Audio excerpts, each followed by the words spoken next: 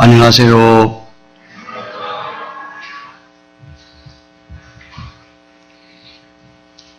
피곤하시죠?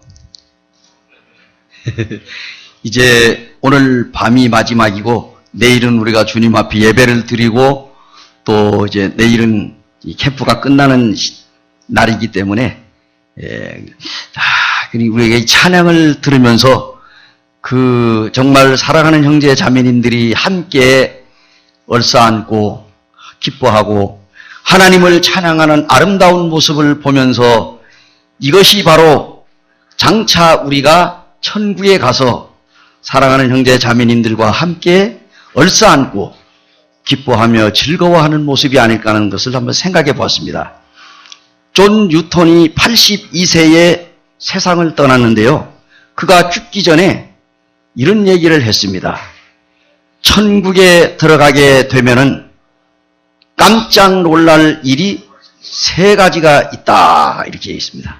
첫 번째 하나는 저 성도는 하늘나라에 꼭 올 줄 알았는데 천국에서 보니까 오지 않아가지고 깜짝 놀라고, 또 두 번째는 저 성도는 천국에 오지 않을 거라고 생각을 했는데 또 천국에 와가지고 만났을 때 깜짝 놀라고, 세 번째로는 상인 뉴턴 자신이 천국에 와 있는 것을 보고 깜짝 놀라게 될 것이다.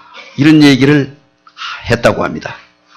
우리가 이제 천국에 가게 되면 뭐 깜짝 놀랄 일이 한두 가지가 아니겠지만은 어쨌든 이제 오늘 그 찬양을 부르면서 사랑하는 이 기린루 교회의 우리 형제 자매님들 뿐만 아니라 우리 구원받은 모든 성도들이 천국에 들어가게 되면은 얼마나 기뻐하시겠습니까? 제가 1994년도에 처음으로 일본을 갔던 적이 있습니다. 해외 나들이를 최초에 했던 적이 있는데요. 15일을 다녀왔습니다. 당시에 이제 우리 노량진 교회의 이제 지복흥 형제님, 그리고 주님 나라간 제주도 남문교회였던 우리 김우종 형제님, 그리고 이 3사람이 갔다가 왔는데요. 그때 이제 일본의 홋카이도에 이제 해저 터널을 통과하게 되면은 하코다데라고 하는 데가 있습니다. 그 하코다데에 거기에 모임이 있어요. 그런데 그 모임에 이제 여관을 사가지고 그 여관에서 이제 1층에서 성도들이 모이는데 한 20명 남짓 성도들이 모이는 거예요. 그리고 이제 그 2층에 올라가니까 여관을 했던 데라 아주 방이 그냥 여러 군데. 그래서 아무 방이나 골라가지고 자라고 그러더라고. 그래서 막 그냥 여기저기 막 잤는데 그 1시간 동안 그 저녁에 사랑하는 형제 자매들과 잠깐 만나가지고 처음으로 만났어요. 그래서 그들과 교제를 하고 헤어졌는데 그 다음날 아침에 이제 또 아침을 거기에서 먹는데 형제 자매님들이 왔어요. 와가지고 같이 식사를 하고, 그리고 우리가 이제 다시 이제 다른 지역으로 가기 위해서 역전에 나가가지고 이제 기차를 타려고 기다리고 있는데 거기 있는 사랑하는 형제 자매님들이 예배 찬송가를 가지고 나와서 우리가 이제 열차 안에 들어가 있고 너들은 바깥에서 열차가 따르기 전에 찬양을 하는데 우리 다시 만날 때까지 이 찬양을 하면서 그 형제 자매님들은 눈물 펄펄 흘리는 거예요. 이 감동이 되겠어요, 안 되겠어요? 사실 우리가 이 일본 사람들을 별로 안 좋아하잖아요. 그죠? 그렇지만 우리는 일본의 형제 자매님들을 굉장히 우리가 사랑합니다. 또 그들도 우리를 너무너무 사랑해요. 왜냐하면은 그들이 하나님의 아들 예수 그리스도를 믿고 구원받았기 때문에. 그래서 우리를 만나가지고 하룻밤에 만리장성을 쌓는다는 말이 있어요. 우리가 잠깐 만났는데 그냥 그들이 억지 눈물이 아니라 그 찬양을 부르면서 우리 다시 만날 때까지 했는데 아직도 한 번도 못 만났습니다. 그 이후로 눈물을 흘리면서 그냥 찬양을 부르는데 열차가 떠나가는데 보이지 않을 때까지 손을 흔들고 그것이 지금도 기억에 남습니다. 우리 기린노 교회의 사랑하는 형제 자매님들, 이제 모든 성도들은 제 한 사람을 보지만은 저는 이제 여기 있는 모든 사랑하는 형제 자매님들을 이렇게 보니까 나중에 만나게 되면은 제가 모르고 지나칠 수도 있어요. 그래서 저의 얼굴을 기억을 했다가 훗날에 또다시 만날지라도 우리 그냥 지나치지 않기를 원하는 마음이 있습니다. 자, 우리 오늘 이제 하나님의 말씀 고린도전서 15장 1절로 11절을 같이 한번 봉독하실까요?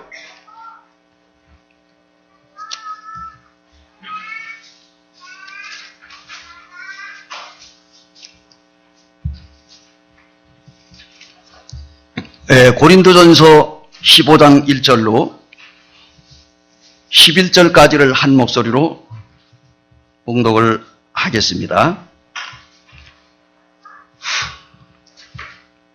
형제들아, 내가 너희에게 전한 복음을 너희에게 알게 하노니 이는 너희가 받은 것이요 또 그 가운데 선 것이라. 너희가 만일 내가 전한 그 말을 굳게 지키고 헛되이 믿지 아니하였으면 그로 말미암아 구원을 받으리라. 내가 받은 것을 먼저 너희에게 전하였노니 이는 성경대로 그리스도께서 우리 죄를 위하여 죽으시고 장사 지낸 바 되셨다가 성경대로 사흘 만에 다시 살아나사 게바에게 보이시고 후에 12 제자에게와 그 후에 500여 형제에게 일시에 보이셨나니 그 중에 지금까지 대다수는 살아있고 어떤 사람은 잠들었으며 그 후에 어떤 야고보에게 보이셨으며 그 후에 모든 사도에게와 맨 나중에 만삭되지 못하여 난 자 같은 내게도 보이셨느니라. 나는 사도 중에 가장 작은 자라. 나는 하나님의 교회를 박해하였으므로 사도라 칭함 받기를 감당하지 못할 자니라. 그러나 내가 나 된 것은 하나님의 은혜로 된 것이니 내게 주신 그의 모든 은혜가 헛되지 아니하여 내가 모든 사도보다 더 많이 수고하였으나 내가 한 것이 아니요 오직 나와 함께 하신 하나님의 은혜로라. 그러므로 나나 그들이나 이같이 전파하되 너희도 이같이 믿었었느니라. 예, 감사합니다.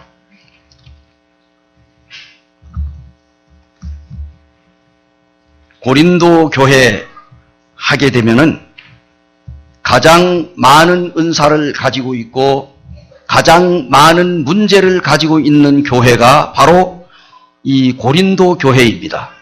고린도 교회는 결혼 문제, 부활 문제, 재림 문제, 헌금 문제, 그 다음에 음행 문제, 또 하나는 소송 문제, 분쟁 문제, 또 제사 문제, 만찬 문제, 이 너울 쓰는 문제, 이와 같은 많은 문제들을 가지고 있는 교회가 바로 고린도 교회입니다.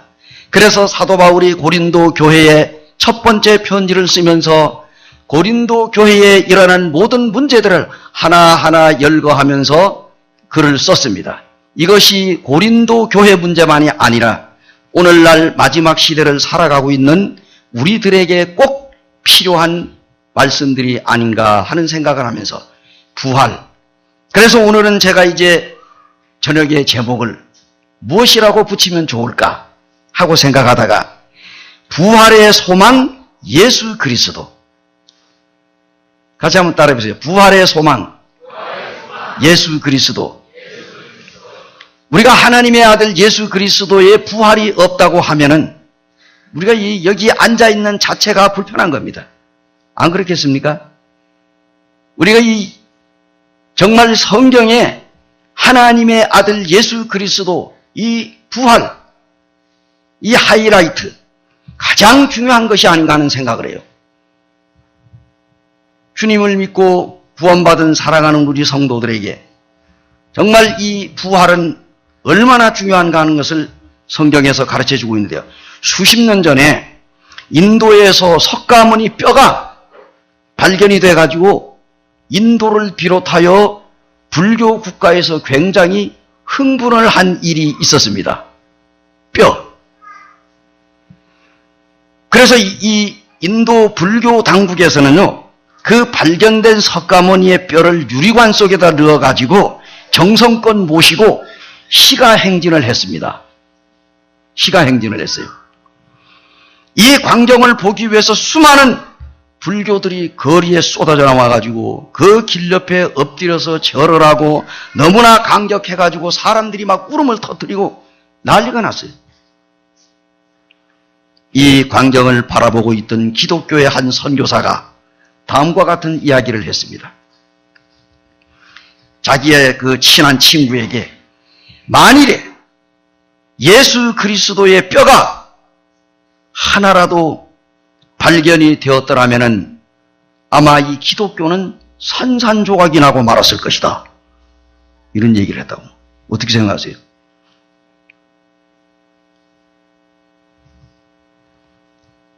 그렇습니다. 하나님의 아들 예수 그리스도는 다시 사셨습니다. 예수 그리스도가 십자가 위에 죽으셨다가 무덤에 장사 지낸 지 사흘 만에 부활하신 이후로 살아가는 제자들은 180도로 달라졌습니다. 예수님을 3번씩이나 모른다고 부인하고 저주까지 했던 베드로. 이 겁쟁이 베드로도 예수 그리스도의 부활을 목격한 후에 그는 주님의 복음을 위해서 일생을 바쳤을 뿐 아니라 이 베드로가 십자가 위에서 못 박혀 죽을 때에 그는 거꾸로 S자로 거꾸로 매달려서 순교를 했다고 하는데요. 어느 날 이제 베드로가 감옥에 갇혔는데 베드로가 감옥에서 탈출을 했어요. 그래가지고 이제 베드로가 거리를 지나가고 있는데 어떤 사람이 베드로와 마주쳤는데 가만히 보니까 베드로가 어디서 많이 본 사람 같더라는 거예요. 자세히 보니까 예수님이야. 그래서 베드로가 쿼바디스, 주여 어디로 가시나이까? 이 영화도 있지, 그죠? 그랬더니 예수님이 하는 말씀이 나는 내가 갇혀있던 감옥으로 너를 대신해서 가기 위하여 가고 있다. 그러니까 베드로가 돌아와가지고 주님 안 됩니다. 제가 다시 들어가겠습니다. 그래서 베드로가 들어갔다가 순교를 했는데 십자가에 베드로를 못 박아 죽이려고 하니까 베드로가 이런 얘기를 해요. 내가 믿는 우리 주 예수 그리스도가 십자가에 못 박혀 죽었기 때문에 나는 감히 십자가에서 못 박혀 죽을 수가 없으니까 나를 거꾸로 매달라 죽여달라. 그렇게 해서 베드로가 이 십자가가 아닌 S자로 거꾸로 매달려서 순교를 했다고 전해지고 있습니다. 우리가 성경을 보게 되면 수많은 사람들이 예수 그리스도를 믿고 그 주님의 부활을 증거했습니다. 이제 예수 그리스도의 그 무덤은 비어있고 그런 유골도 없고 사실 예수님이 그 무덤이 뭡니까? 부자 아리마대 요셉의 무덤을 빌려가지고 주님이 거기에 장사 지냈었잖아요. 주님의 진짜 무덤은 없는 거예요. 그래서 오늘날 성지순례를 가서 많은 사람들이 이것이 예수님이 묻혔던 무덤이라고 거기에서 가이드가 가서 보여주고 하는데 사실은 그게 진짜 예수님의 무덤은 아니라고 합니다. 어찌됐든 간에 이제 이 우리 믿는 자들에게 가장 소망이 되는 것은 예수 그리스도의 부활이에요. 어떻습니까? 예수 그리스도가 십자가에 죽었다. 그 죽은 예수를 우리가 믿는 것이 아니라 죽었다가 3일 만에 부활하신 예수를 믿는 거예요. 그래요, 안 그래요? 우리가 죽은 예수 믿습니까? 죽은 예수를 믿어봐야 우리에게 뭐가 있습니까? 죽었다가 부활하신 예수를 믿는 거예요. 그렇게 하다 보니까 오늘날 어떤 이상한 또 교회에서는 부활복음이라고 하는 걸 만들어내가지고 거기다가 또 이 부활복음을 믿어야지 구원받는다. 이렇게 또 전하고 있어요. 여러분, 우리가 하나님의 아들 예수 그리스도를 믿고 구원받을 때 우리가 구원 따로 받고 부활 따로 믿습니까? 그렇지 않잖아요. 우리가 이 예수 그리스도의 십자가에 죽음을 우리가 믿을 때는 주님이 죽은 가운데서 부활하신 부활 자체도 우리가 믿거든요.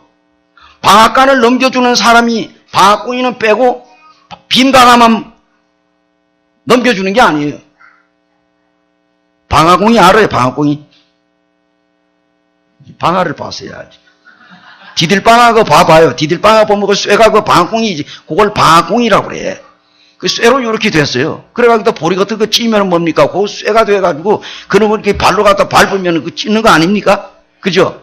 그런데 어떤 사람이 이 방앗간을 팔아먹으면서 방앗공이만 쏙 빼고 빈 방아를 팔아먹느냐 이거요. 다 넘겨주잖아요. 하나님의 아들 예수 그리스도를 우리가 믿는데 그 예수님의 그 십자가에 죽은 것만 믿는 게 아니라 죽었다가 살아난 부활까지도 믿는다는 얘기예요. 그 부활 따로 믿고 죽음 따로 믿는 게 아니잖아요. 예수 그리스도가 죽지 않았으면 부활합니까? 안 합니까? 예수 그리스도가 죽었기 때문에 부활하는 거예요. 그러니까 죽음 따로 믿고 부활 따로 믿는 게 아니에요. 죽으신 예수 그리스도, 부활하신 예수 그리스도, 우리 동시에 믿는 겁니다. 우리 주님께서 이렇게 놀라운 이러한 부활의 주님, 우리는 믿고 있습니다. 일생에 한 번 운다고 하는 전설의 새 아시죠? 무슨 새입니까? 가시나무 새. 이 가시나무 새라고 하는 게 일생에 한 번 운대. 한 번. 그것도 그냥 우는 게 아니야. 이 가시나무 새는요, 그 울음소리가 이 세상에서 그 어떤 새보다도 아름다운 소리를 낸답니다. 보금자리인 둥지를 떠나는 바로 그 순간부터 이 새는 가시나무를 찾아다니면서 자기의 몸을 갖다가 가시에 찔리는데 그냥 짧은 가시도 아니고 아주 긴 가시에 자기의 몸을 찔려가지고 그 고통 소리에 그 새의 목소리가 아름다운 노래로 흘러나온다고 합니다.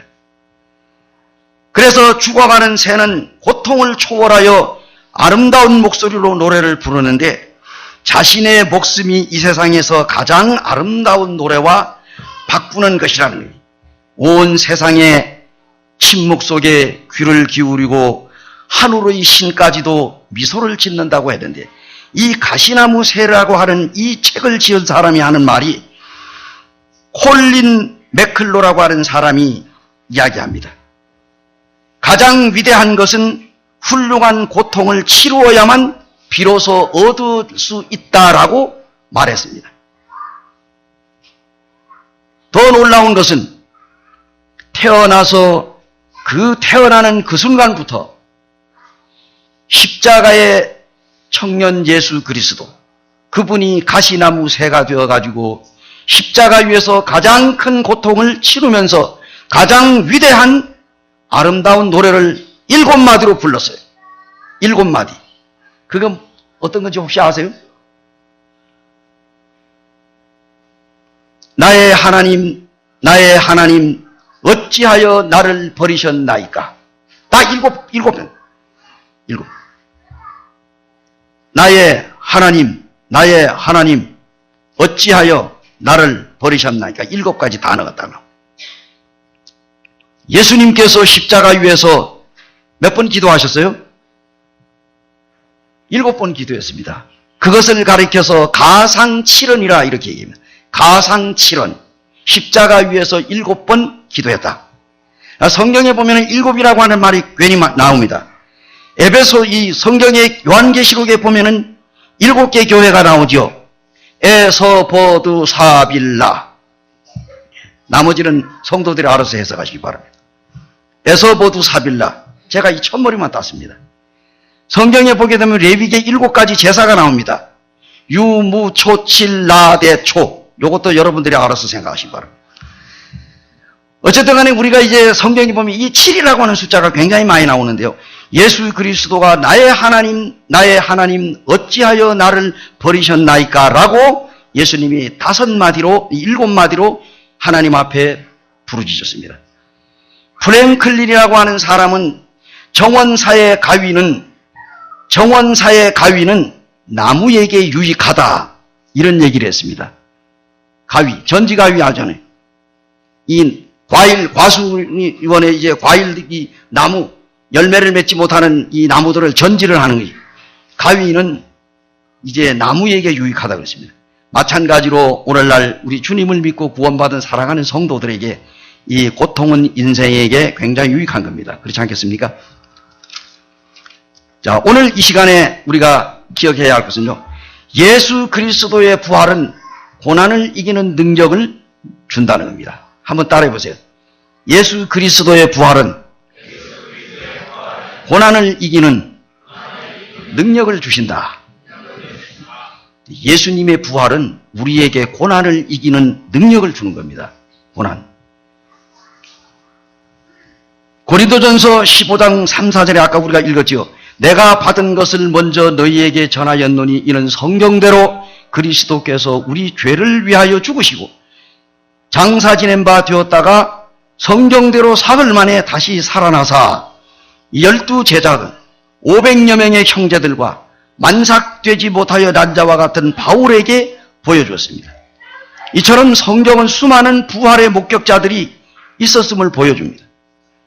부활하신 예수 그리스도를 목격한 복음서 기자들이 증거했는데요. 신약 성경에는 4복음서가 있습니다. 마태복음, 마가복음, 누가복음, 요한복음입니다. 그런데 이 동일한 사건이라도요, 이 네 저자가 다른 생각을 가지고 기록한 부분도 있지만은 완전히 이 예수 그리스도의 부활이 일치하고 있습니다. 그래서 어떤 복음서에는요, 다른 복음서에 기록되지 않은 내용까지도 기록이 되어 있어요. 그런데 이 네 복음서를 기록한 저자가 이 공통적으로 큰 비중을 둔 사건이 하나가 있습니다. 그것은 바로 예수 그리스도의 부활에 관한 사건입니다.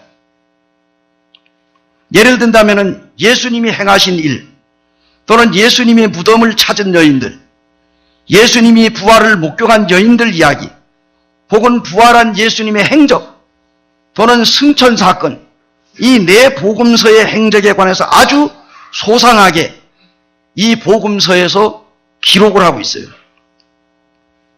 그들이 전승에 한치의 오차도 없이 정확하게 맞아떨어집니다. 그런데 이 네 명의 이 저자들이 한 자리에 모여가지고 우리 요렇게 이 말을 우리가 이렇게 기록을 합시다 해가지고 자기들이 입을 맞춰가지고 똑같은 장소에서 똑같은 날 만나가지고 그렇게 기록을 했다고 하면은 이것은 가짜일 수도 있습니다. 또한 오늘날과 같이 통신망이 발달된 것도 아니고 컴퓨터가 있었던 것도 아닙니다. 정보를 주고받을 수가 없어요. 그런데 이들이 어떻게 이렇게 놀라운 방법으로 기록한 것이 이렇게 서로가 연대가 틀리는데도 이렇게 일치할 수가 있을까요? 한 예를 든다면 누가복음의 저자 누가는 뭡니까? 다른 복음서의 저자들과는 달리 유대인이 아닙니다. 누가는 유대인이 아니잖아요. 이방인이에요. 또한 이제 복음서의 기록 연대 시기달라 마가복음과 요한복음은 기록 연대가 무려 50년이나 차이가 납니다. 그럼에도 불구하고 그 사건들이 너무나도 일치하는 거예요. 이거 놀라운 일 아니겠어요? 예수 그리스도의 부활, 이 성경적으로 사실임을 증명하고 있는데요. 예수님의 부활을 부정하는 학설들이 있습니다. 오늘날 이 학자들이 설설 기는데 문제가 있어. 이 학설들을 한번 들어보세요. 예수께서 극한 고통으로 기절하셨다가 살아났다고 하는 기절설이 있습니다. 무덤을 지키라는 엄명을 받은 이 로마 군병들이 잠을 잔 사이에 제자들이 예수님의 시체를 훔쳐갔다는 도적설이 있어요.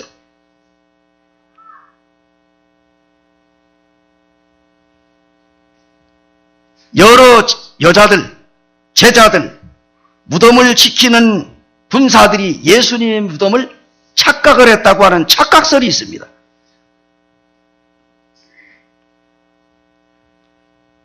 수백 명의 사람들이 동시에 환상을 보았다는 환상설이 있어요.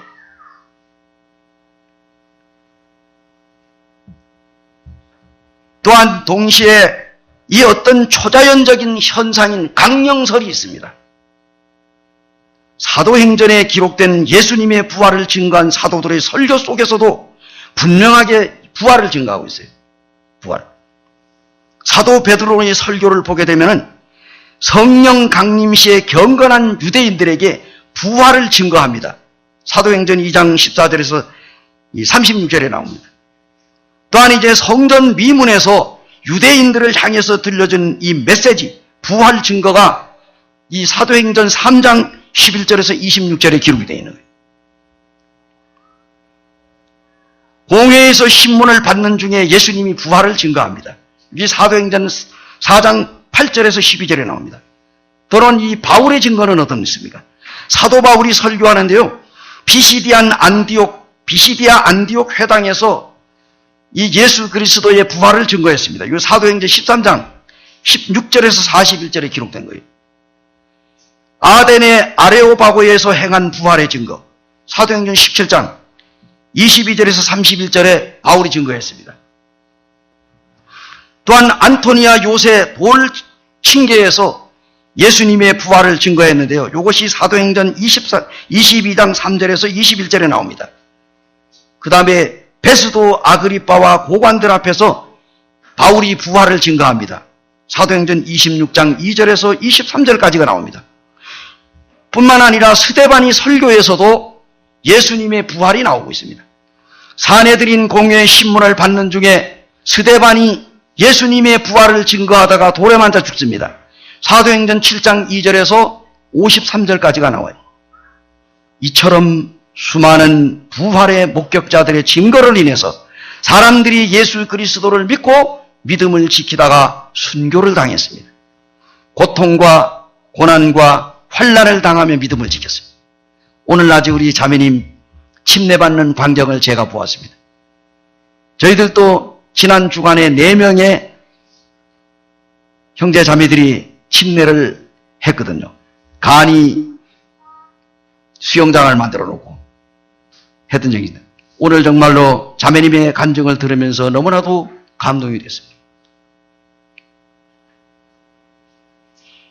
요즘에 뭐 유명한 책이 하나 나왔다고 그러더라고요. 내려놓음이라고 하는 책이 있는. 저도 어떤 형제님 하나 주는데 제가 읽어볼 시간이 없어 안 읽어봤습니다. 예. 내려놓음. 뭘 내려놓아야 하는지. 우리 스스로가 내려놓아야 할 것이 너무너무 많습니다. 우리가 가지고 있는 것을 내려놓지 않고는 예수 그리스도를 믿기가 어렵습니다. 그렇지 않습니까?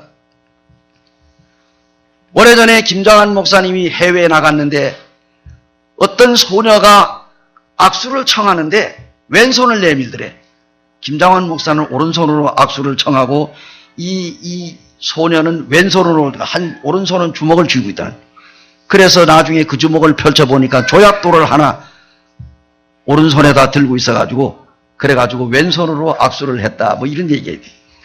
우리가 주 예수 그리스도를 만나기 위해서는 우리가 가지고 있는 모든 죄, 우리가 가지고 있는 우리가 가장 사랑하는 것들을 내려놓지 않고는 예수 그리스도를 믿기를 굉장히 어렵습니다. 하나님께서는 때때로 우리를 구원하기 위하여 여러 가지 방법을 사용해서 하나님이 우리를 구원하십니다. 괜히 크로우스비라고 하는 이 찬송가의 9,000편을 썼던 이 맹인 이 찬송가 작시자가 우리가 잘 알고 있잖아요. 그가 어렸을 때에 자기 할머니를 따라 나가가지고 찬송가를 부르는데 그 예배 찬송가에 웬 말인가 날 위하여인가 하는 그 찬송가가 하여튼 그 있는데요. 그 찬양을 부르다가 그 찬송가를 통해서 예수님을 믿고 구원받았어요. 그래가지고 그는 그 맹인으로서 9,000편의 찬송가를 지었다고 하더라고요. 하나님께서는 이렇게 연약한 자들을 사랑하시고 불러서 구원해 주십니다. 정말 우리가 예수 그리스도의 부활이 없다고 하면은 우리가 이 땅에 사는 의미가 없습니다. 바울은 빌립보 교회 성도들에게 편지를 보내면서 내가 그리스도와 함께 그의 부활의 권능과 그 고난에 참여함을 알고자 하여 그의 죽으심을 본받아 어떻게 해서든지 죽은 자 가운데서 부활에 이르려 하노니 빌립보서 3장 10절에서 11절에 기록된 말씀입니다. 부활을 믿지 않는 목사들이 있다고 그래요. 오늘날 우리 한국에도 많습니다. 그런데 미국의 타임즈지가 감리교 목사들을 행한 한 설문조사에 놀라운 통계가 발표가 됐어요. 예수 그리스도의 부활을 믿지 않는 목사의 수가 무려 46%라고 합니다. 이 통계 옆에 이런 조사가 첨부가 되는데 지난 4년 동안 미국 감리교회는 교인 51만 4천 명이 줄었고 교회 학교 학생이 25%가 줄었으며 선교사 파송이 20%가 줄었다. 무엇 때문에? 예수 그리스도의 부활을 부정한 것 때문에. 기독교가 예수 그리스도의 부활이 없으면 망한 겁니다. 우리가 믿는다는 자체가 어리석은 거예요. 그렇지 않아요? 사람이 죽었다가 살아나는 것. 이 얼마나 놀라운 사실입니까? 그리스도의 부활을 믿지 않는 지도자 밑에서 영혼들이 병들게 하는 건 당연한 일이죠. 이 통계에서 우리가 뭘 배울 수 있을까요? 예수 그리스도의 부활이 있다면 없다면 우리 믿는 자들에게 아무런 소망이 없고 교회가 무슨 의미가 있을까요? 그러나 그리스도의 부활이 있기 때문에 우리는 소망이 있고 소망 때문에 우리는 고난도 이겨내는 것입니다. 그러므로 예수 그리스도의 부활은 성도들의 부활의 소망입니다. 자, 따라해보세요. 예수 그리스도의 부활은 성도들의 부활의 소망이다. 예수 그리스도가 부활했기 때문에 우리에게 부활의 소망이 있는 거예요. 예수님이 살아나지 않았으면 우리가 살아날 수 있겠어요? 없죠. 예수님이 부활하셔가지고 부활의 첫 열매가 됐기 때문에 그 다음에 이제 우리가 다시 살아나는. 오늘 침례 받으셨잖아요. 자매님이 물에 잠겼습니다. 이거는 나는 주님과 함께 죽었다고요. 장사 지내는 거예요. 그 물속에 들어가 안 나오면 어떻게 돼요? 죽습니다. 그러니까 이게 들어갔다고 하는 건 주님이 나와 함께 내가 물속에 나는 장사 지내요. 이제 나는 죽었습니다. 그럼 물에서 올라오죠. 올라오는 건 뭡니까? 예수님이 부활하신 것처럼 나도 주님 오실 때 부활합니다. 이거예요. 이것을 외적으로 나타내는 것입니다. 만일 죽은 자의 부활이 없다면 그리스도도 다시 살아나지 못하셨으리. 그리스도께서 만일 다시 살아나지 못하셨으면 우리가 전파하는 것도 헛것이요 또 너희 믿음도 헛것이며. 고린도전서 15장 13절 14절에 기록되세요. 그리스도께서 다시 살아나신 일이 없으면 너희의 믿음도 헛되고 너희가 여전히 죄 가운데 있을 것이다. 고린도전서 15장 17절에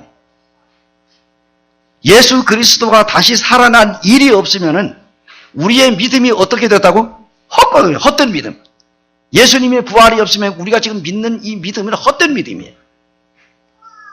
만일 그리스도 안에서 우리가 바라는 것이 다만 이 세상 삶뿐이면 모든 사람 가운데 우리가 더욱 불쌍한 자라.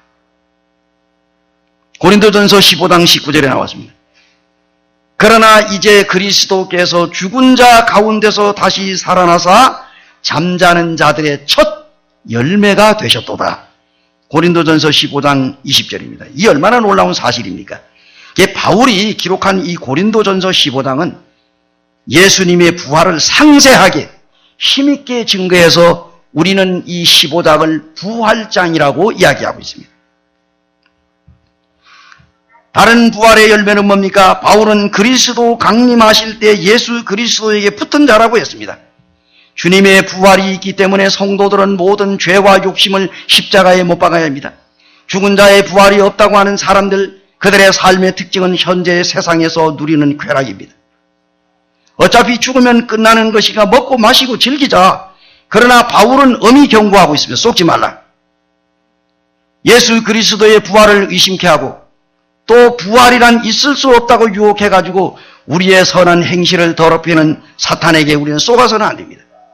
그렇기 때문에 예수님의 부활은 확신하며 우리 자신의 부활의 확실한 믿음을 가지고 성도들은 어떤 자세로 살아야 될까요? 사도 바울은 이제 깨어 의를 행하고 죄를 짓지 말라고 했습니다. 예수님의 부활이 있기 때문에 우리의 삶은 어떻게 됩니까? 깨끗한 삶을 살아야 됩니다. 거룩한 삶을 살아야 되는 것입니다. 죄를 예수님 믿기 전에 지은 것으로 끝내야 됩니다.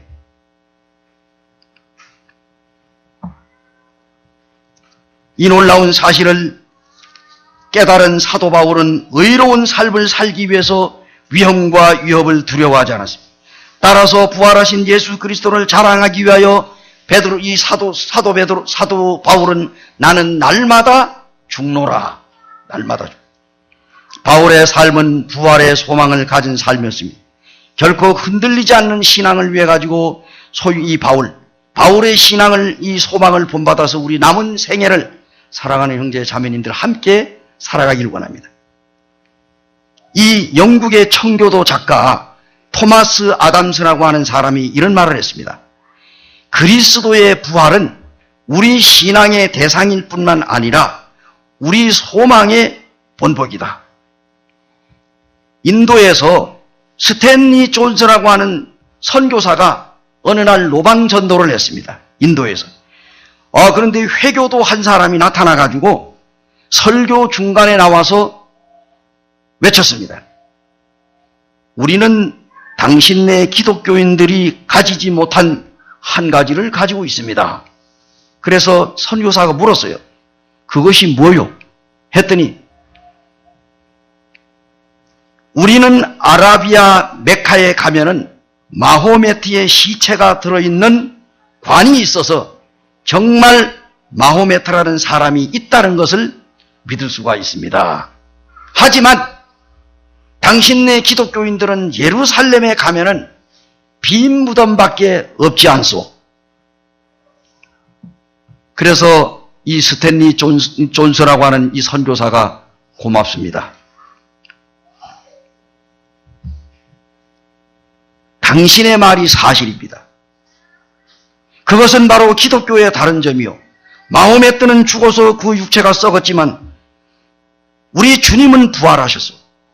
그렇기 때문에 우리에게는 빈 무덤밖에 없습니다. 라고 했다고 합니다. 예수 그리스도의 무덤은 비어 있습니다. 예수 그리스도의 부활이 바로 이 기독교의 핵심입니다. 우리 기린노 교회 살아가는 형제 자매님들, 우리가 이 부활하신 예수 그리스도를 믿습니다. 이분 때문에 우리가 기뻐하고 즐거워하고 아까 우리가 하나님을 찬양하며 힘있게 우리 청년들이 정말로 그 찬양을 인도하면서 우리가 다 같이 일어서가지고 일어서라면 일어서고 앉으라면 앉고 율동을 하라면 하고 얼마나 말을 잘 듣는지요. 얼마나 우리가 기뻐하고 즐거워합니까? 그러므로 그 예수 그리스도의 부활의 소망은 시험을 이기는 승리의 삶입니다. 한번 따라해보세요. 예수 그리스도의 부활은 소망은 시험을 이기는 승리의 삶이다. 승리. 고린도전서 15장 51절에서 52절을 함께 읽어보시겠습니다.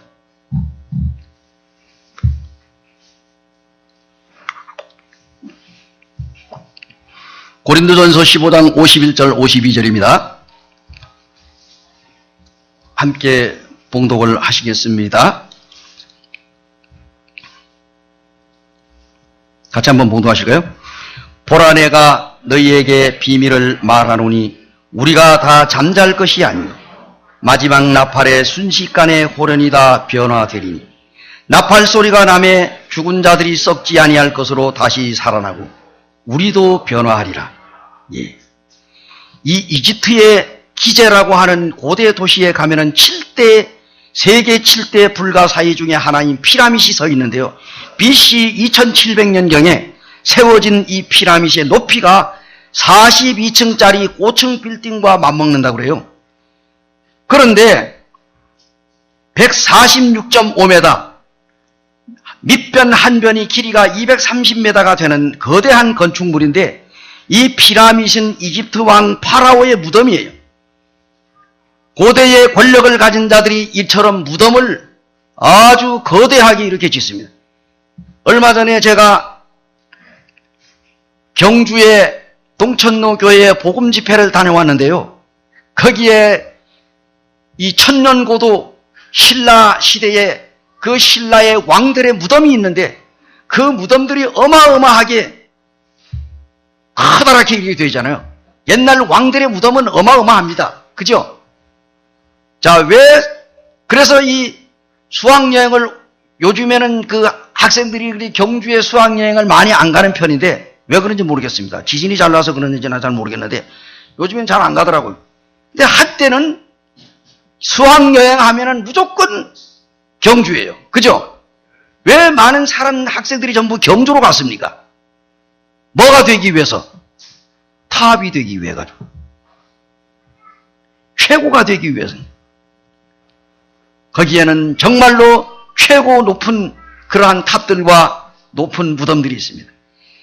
놀라운 사실은 이제 우리 주 예수 그리스도, 이 세상의 수많은 사람들에게 커다란 영향을 끼쳤던 그리스도의 무덤은 초라하기가 짝이 없습니다. 그러나 그리스도의 무덤과 세계 온갖 호화롭고 웅장한 무덤 간에는 규모의 차이 정도는 비교도 안 됩니다. 예수 그리스도의 무덤은 비어 있습니다. 예수님의 빈 무덤의 몇 가지 놀라운 사실을 증거해 줍니다.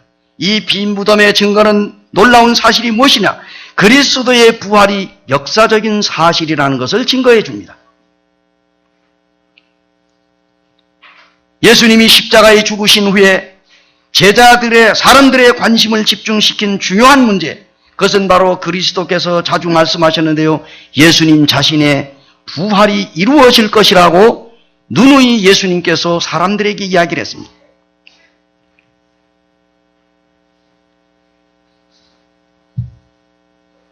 우리가 성경에 보면은 예수 그리스도의 부활이 없다고 하면은 거짓을 위해서 가정도 버리고 직업도 버리고 고난을 자초한다는 것은 말이 안 됩니다. 그들에게 과연 거짓 것을 전파하는 일에 고독함과 굶주림과 추위와 고문과 죽음을 값으로 지불할 필요가 있겠느냐 하는 얘기. 왜 이렇게 이들이 순교를 했어요? 예수 그리스도의 부활 때문입니다. 그래서 로마 교회에 가면 카타콤이라고 하는 지하묘지가 있습니다. 로마 제정시대의 기독교 신자들이 카타콤에서 폭이 1m, 높이가 3m가량 되는 지하도 미로를 만들고 그곳에 기도처와 은신처를 만들어가지고 그곳에 그들이 거기에서 지하에서 숨어가지고 주님을 섬겼는데요. 현재 이탈리아의 산지에 있는 이 카타콤을 합치면 그 전체의 길이가 880km라고 합니다. 굉장히 길어요. 서울 부산 간이 428km입니다. 880km. 벽에는 약 700만 명에 이르는 기독교 신자들의 시체가 매장이 되어 있다고 합니다. 초대교회의 성도들이 지하묘소에서 250년 동안 박해와 순교를 두려워하지 않고 그들 세대의 세대로 믿음을 지키는 드디어 기독교가 로마의 국교로 이루어졌지만은 부활의 신앙을 가질 때 누리게 되는 축복의 하나는 바로 시험을 이길 수가 있다는 얘기. 시험을 이길 수다. 카타콤의 순교자라고 하는 책도 있잖아요. 사랑하는 형제 자매님들, 이제 하나님의 아들 우리 주 예수 그리스도 그분은 곧 오십니다. 그리고 하나님의 아들 예수 그리스도는 부활하셨고 사랑하는 제자들이 보는 가운데서 저 올리브산 바로 기드론 건너편 감람산에서 예수님이 승천하는데 120명이 그 눈으로 똑똑히 보았습니다. 부활하신 지 40일 만에 예수님이 이제 감람산에서 승천했어요.